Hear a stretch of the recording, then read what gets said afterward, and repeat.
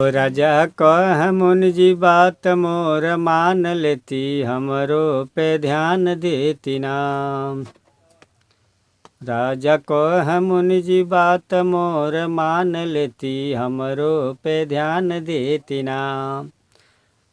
मुनि विश्वामित्र जब राम और लक्ष्मण को मांगने आते हैं, आकर महाराज दशरथ से कहते हैं कि जंगल में हमारे यज्ञ को लोग करने नहीं देते हैं।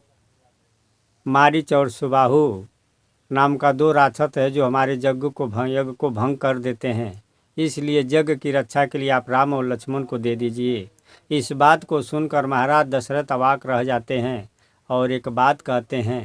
क्या कहते हैं कि राजा कह मुनि जी बात मोर मान लेती, हमरो पे ध्यान देती नाम। राम हम अबहिन बच्चा उमर बाट इनकर कच्चा, राम हम अबहिन बच्चा उमर बाट इनकर कच्चा, उमर बाट इनकर कच्चा। अर्जी तन हमार गुरु जी जान लेती, बात मोर मान लेती नाम। राजा कह मुनि जी हमरो पे ध्यान देती, बात मोर मान लेती ना। लेकिन आगे क्या कहते हैं कि बबुआ बानम कोमल बाट बबुआ मोर, राक्षसों सब कठोर कोमल बाट बबुआ मोर, राक्षसों सब कठोर, राक्षसों सब कठोर। कहते सेना भेज के हो, कहते सेना भेज के, तमुआ वही तानी देती, बात मोर मान लेती ना।